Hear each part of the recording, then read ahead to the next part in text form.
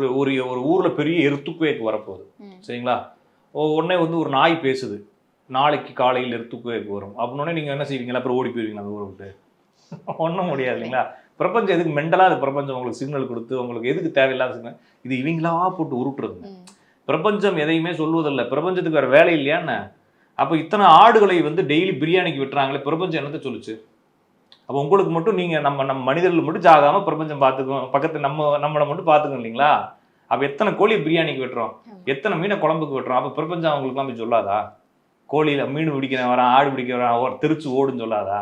அப்போ என்ன, நம்மளுக்கும் பிரபஞ்சத்துக்கும் ஏதோ கனெக்ஷன் இருக்கு. நம்மள்ட்ட இறைவன் பேசிட்டே இருப்பாரு. மனித பிறவிதான் உயர்ந்தது, மனித பிறவி உயர்ந்தது பேசிட்டே இருப்பாரு அப்படின்னு நம்புறது. அப்போ மனித பிறவி உயர்ந்ததா இருந்தா எத்தனை பேர் சோத்துக்கு வழி இல்லாமல் இருக்கிறான்? நான் அடிக்கடி பேசுறது 3500 குழந்தைகள் ஒரு நாளைக்கு பாலுக்கு வழி இல்லாமல் செத்து போகிறது இந்தியாவில். நான் சொல்ல உலகம் முழுவதில், இந்தியாவில் மட்டும். நீங்கள் வேணா, நான் சொல்றது இல்லைங்க, நீங்கள் வேணா கூகுள் பண்ணுங்க. ஒரு நாளைக்கு இந்தியாவில் குழந்தைகள் எத்தனை மரணமாகுதுன்னு சர்ச் பண்ணுங்க. 3500 குழந்தைகள் பாலுக்கு வழி இல்லாமல் செத்து போகுது, சோத்துக்கு வழி இல்லாமல் செத்து போகுது. நம்ம சோத்தை கொண்டு போய் நாய்க்கு கொட்டுறோம், பிஸ்கட்டை போடுறோம் இல்லைங்களா? அப்பனுக்கு சோறு போட மாட்டோம், அம்மாவுக்கு சோறு போட மாட்டோம். சொந்தக்காரன் ஒருத்தன் வேலை இல்லாமல் கஷ்டப்பட்டு இருப்பான், அவனை நம்ம கவனிக்க மாட்டோம். நம்ம கொண்டு போய் திருவண்ணாமலை எவனுக்காச்சும் ஒரு பொட்டலத்தில் சாப்பாடு கொடுத்தோன்னா இறைவன் வந்து நம்மளை பாதுகாப்பார், பிரபஞ்சம் நம்மள்கிட்ட பேசணும்னு நம்புறோம். அதெல்லாம் நம்மளுடைய மூடத்தனம்.